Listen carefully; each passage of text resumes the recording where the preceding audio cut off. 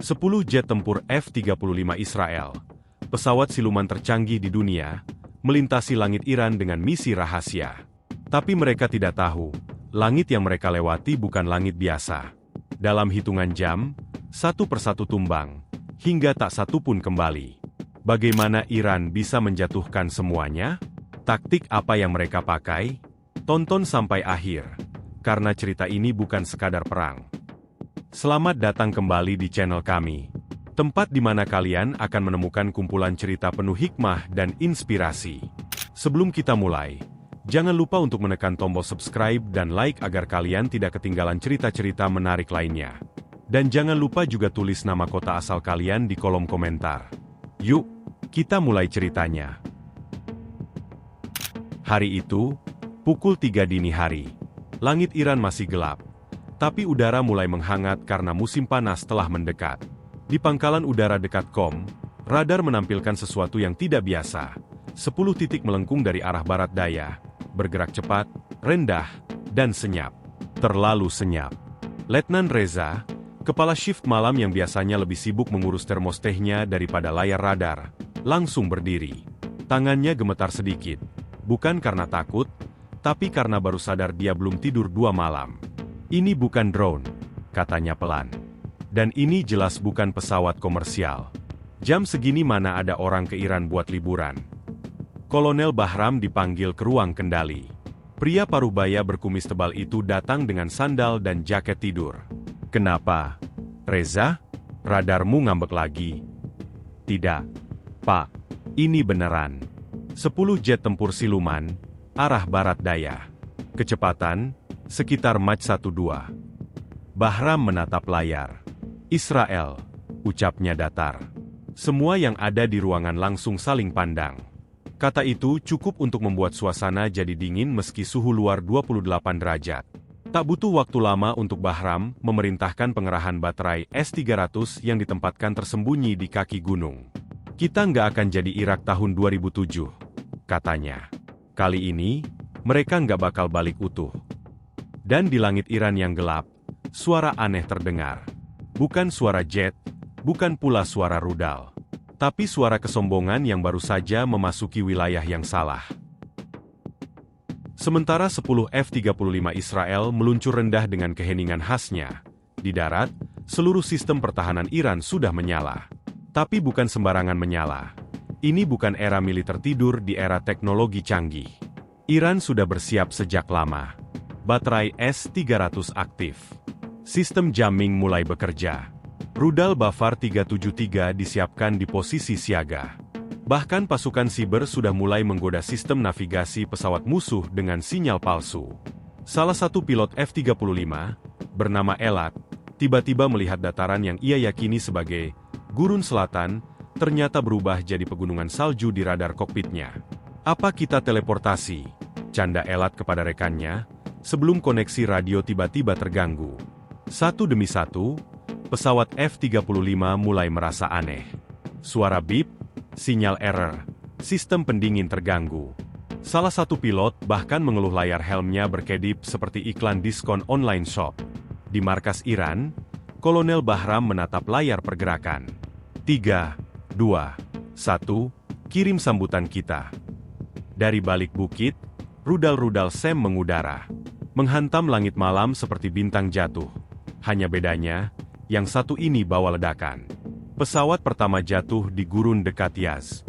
Yang kedua meledak di atas danau Urmia, membuat air di bawahnya seolah berkedip sesaat. Yang ketiga tidak sempat menghindar karena sistem kemudinya mendadak mati, dan menghantam bukit kecil dengan suara yang bisa didengar belasan kilometer jauhnya. 3 dari 10 sudah tumbang. Kolonel Bahram berdiri, menyesap tehnya, lalu menoleh ke Reza. Kopi dulu yuk. Masih ada 7 lagi. Langit kini tak lagi gelap. Sinar fajar mulai menembus cakrawala, memberikan cahaya samar pada serpihan pesawat yang masih terbakar di kejauhan. Namun pertempuran belum selesai. 7 F-35 tersisa mulai melakukan manuver menghindar.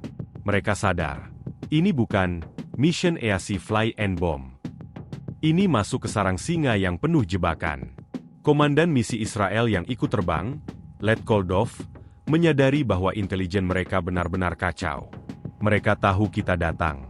Dan mereka bukan cuma siap, mereka haus perang.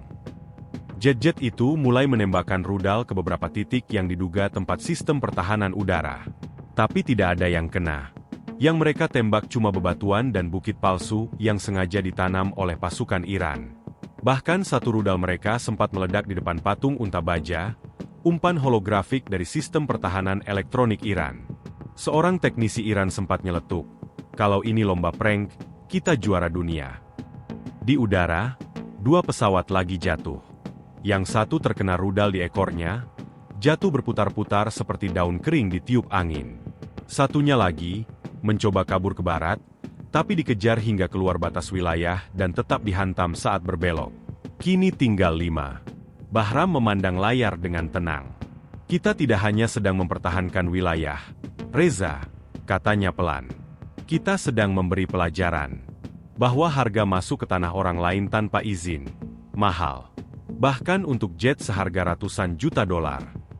Reza mengangguk, lalu menoleh keluar jendela. Matahari sudah naik, tapi langit belum damai. Masih ada 5 F-35 di udara. Dan belum satu pun dari mereka yang berhasil mengebom target. Dan perang baru saja dimulai. Pukul 6 pagi.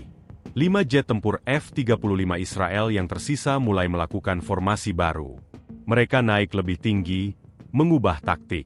Kalau sebelumnya masuk diam-diam, sekarang mereka mulai garang, membuka semua senjata, siap hajar balik siapapun yang berani ganggu. Letkol Dov, sang komandan misi, mencoba menyemangati timnya. "Kita belum pulang, tapi kita belum kalah. Target harus tetap kena." Namun masalahnya bukan semangat, tapi musuh mereka sekarang bukan seperti 10 tahun lalu.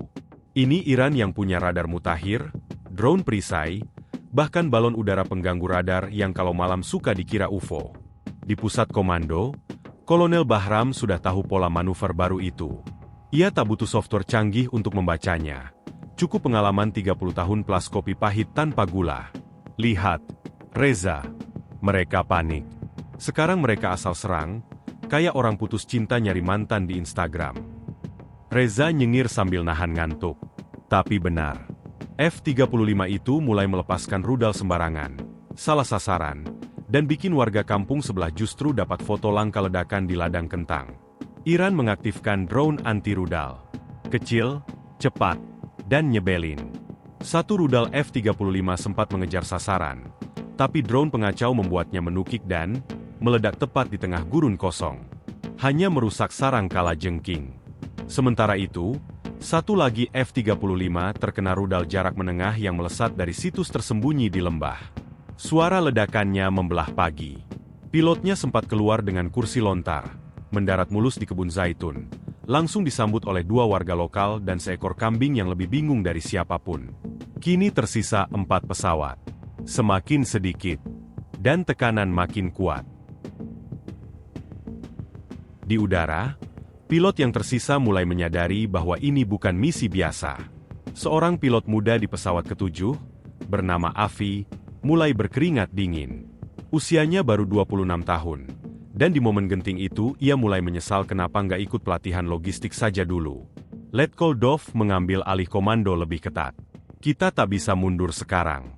Kita masuk, kita harus hantam target." Tapi ada masalah lagi. Koordinat target sudah kacau, karena sistem satelit mereka sempat dibajak sejenak oleh unit perang siber Iran.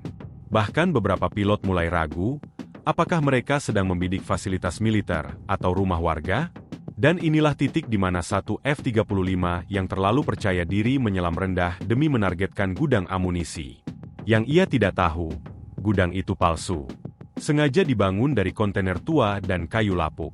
Tapi di dekatnya, ada sistem rudal anti-udara lokal model Shahin 4 yang diam-diam menunggu. Begitu pesawat masuk zona tembak, rudal pun melesat. Suara menggelegar kembali terdengar. Api membumbung. Potongan sayap beterbangan di udara. Pesawat ke-7 tumbang. Tersisa 3. Di markas, suasana mendadak hening. Tak ada sorak. Tak ada tepuk tangan. Yang ada hanya kesadaran. Ini bukan sekadar menang-menangan. Ini tentang harga diri, tentang mempertahankan tanah sendiri dari yang merasa bisa terbang tinggi seenaknya. Kolonel Bahram menyimpan termos tehnya. Reza, siapin makan siang. Tapi tahan dulu. Kita tunggu 3 lagi jatuh. Jam menunjukkan pukul 10 pagi. Sinar matahari mulai garang. Di udara, 3 F-35 terakhir terbang dengan formasi ketat, mencoba mencari celah di pertahanan. Mereka mulai membuang peralatan berat, mengaktifkan mode siluman total, dan mengubah jalur ke arah timur. Letkol Dov mulai gelisah. Di satu sisi, dia ingin menyelesaikan misi. Di sisi lain, hatinya bilang, "Kamu sudah terlalu dalam, bro." Sementara itu, Iran mengubah strategi. Mereka menyuruh semua radar darat mati selama 5 menit, membuat langit tampak kosong dan tak berbahaya. Manuver ini disebut taktik bunglon mati. Pura-pura nggak ada biar musuh turun lebih rendah dan lengah. Dan benar saja, 3 jet itu turun lebih rendah, mendekati dataran tandus. Apa yang mereka tidak tahu, di bawah sana ada pasukan rudal jarak pendek yang disamarkan jadi kandang ayam. Bahkan ada rudal Shahab disembunyikan dalam truk es krim. Begitu jarak ideal tercapai. Boom! 1 F-35 terkena rudal yang diluncurkan dari truk tua berdebu, dikira cuma mobil pemadam rusak. Pesawat itu terbalik di udara, meledak di udara seperti kembang api siang bolong. Kini tinggal 2. Letkol Dov mulai kehilangan fokus. Keringatnya menetes, pandangannya kabur. Ia tahu, kalau ia masih di udara dalam 15 menit lagi, mungkin ia bukan cuma gagal, tapi bisa jadi berita utama dunia, yang terakhir. Rekan sebelahnya, pilot wanita bernama Yael, berkata, "Kita tak sedang terbang. Kita sedang diburu." Dan benar. Di markas Iran, radar kembali menyala. Posisi 2 terakhir sudah terdeteksi. Bahram tersenyum kecil. Sebentar lagi selesai. 2 F-35 tersisa kini berada dalam tekanan yang luar biasa. Langit cerah tanpa awan. Tapi bagi Letkol Dov dan Yael, langit itu seperti perangkap kaca yang siap pecah setiap saat. Mereka terbang rendah, saling menempel dalam formasi ketat. Tak ada lagi komunikasi ramai di radio. Cuma napas dan deru mesin. Semua sensor mereka menunjukkan wilayah sekitar aman. Tapi mereka sudah tahu. Aman, di Iran artinya baru mulai berbahaya. Letkol Dov mulai bicara dalam hati. "Kalau aku pulang hidup, aku pensiun.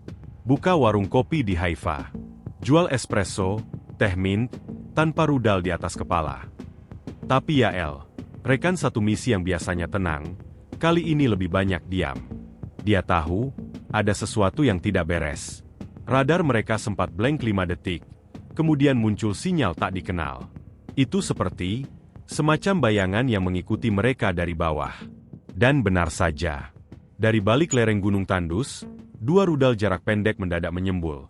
Bukan dari kendaraan besar, tapi dari 2 pos militer kecil yang disamarkan seperti gubuk penjaga tambang tua. Dov melihatnya pertama kali. Evade. Terlambat. Pesawat Yael dihantam tepat di perut pesawat. Dia masih sempat tarik tuas kursi lontar sebelum jetnya meledak jadi bola api. Tubuhnya melayang, payung terjun terbuka, dan entah bagaimana ia mendarat di tengah ladang semangka. Petani lokal sampai bingung, ini UFO model baru atau gimana? Sekarang, tinggal 1 F-35. Sendiri. Letkol Dov. Dan seluruh sistem pertahanan Iran sekarang hanya mengincar 1 titik. Letkol Dov kini sendirian. Tertinggal di langit yang tidak ramah, dikejar bayang-bayang dan tekanan. Ia mencoba naik tinggi, mencoba menghindari jangkauan rudal darat. Tapi begitu ia menembus ketinggian 20.000 kaki, radar milik Iran langsung menangkap sinyalnya dengan jelas.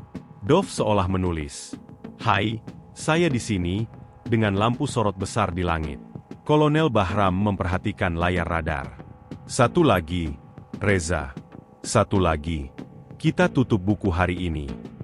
Reza, yang tadi hampir ketiduran, kini duduk tegak. "1 rudal atau 2, Pak?" Bahram menjawab santai, "1 saja. Tapi pastikan yang bikin dia mikir seumur hidup." Dari pangkalan di Isfahan, rudal jarak jauh diluncurkan.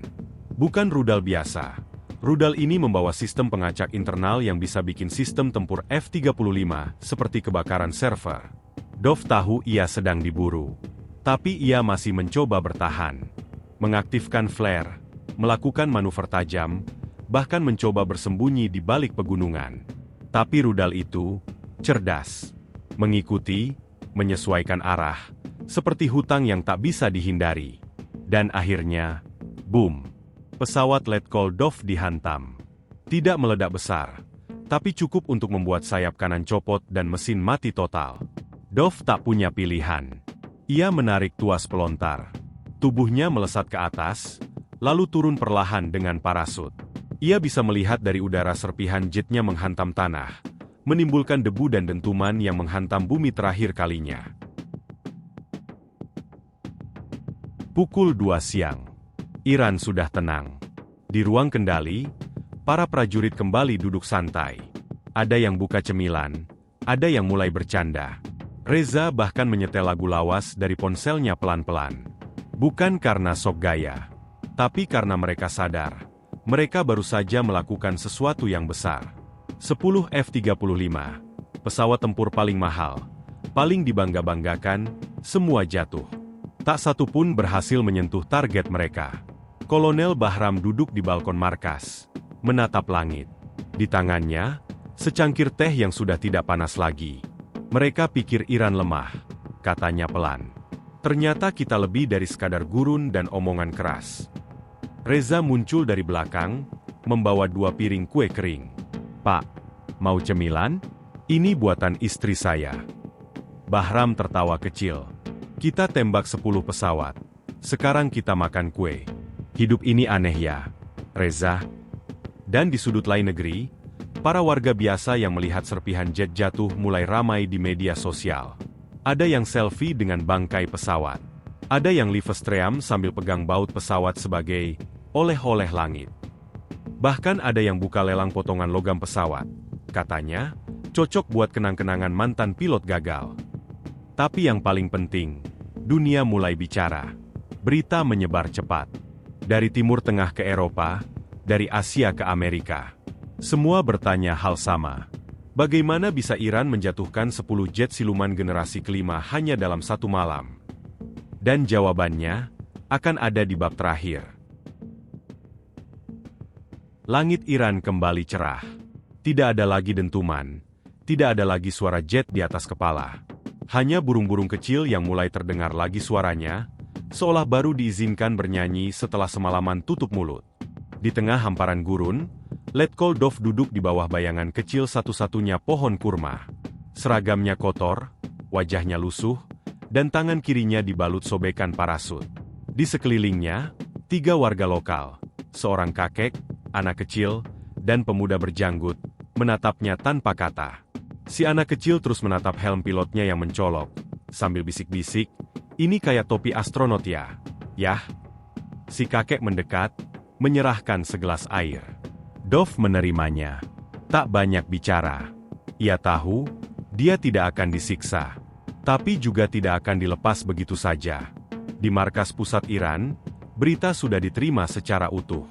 Ke-10 pesawat telah resmi dikonfirmasi jatuh. 10. Tanpa satu pun berhasil mengebom. Kolonel Bahram berdiri di depan layar besar. Di hadapannya, para pejabat militer Iran, sebagian besar baru saja bangun tidur, datang dengan baju belum disetrika. Bahram berkata, "Kita tidak hanya menembak pesawat, kita menembak keangkuhan." Salah satu jenderal menyela, "Tapi dunia akan ribut, Pak. Ini bakal jadi isu besar." Bahram mengangguk. "Biarkan. Justru kita harus tunjukkan bahwa kami tidak haus darah. Kami tidak kejar balas dendam. Tapi kami juga tidak akan diam kalau diinjak." Dia mengambil mikrofon. Kamera televisi nasional menyorot. Untuk pertama kalinya, Kolonel Bahram bicara ke publik. "Kami tidak mencari perang. Tapi kalau kami harus memilih antara diam atau melawan, kami akan berdiri." 10 pesawat siluman tidak akan pernah bisa menakut-nakuti sebuah bangsa yang percaya pada kehormatannya sendiri. Ucapan itu viral dalam hitungan jam. Sementara itu, di ruang tunggu tahanan sementara, Letkol Dov duduk diam. Seorang penerjemah datang dan berkata pelan, "Besok Anda akan dipulangkan. Tapi kami ingin Anda pulang dengan satu hal." Dov menoleh. "Pelajaran." Senyap. Ia menunduk. "Sudah saya pelajari," katanya singkat.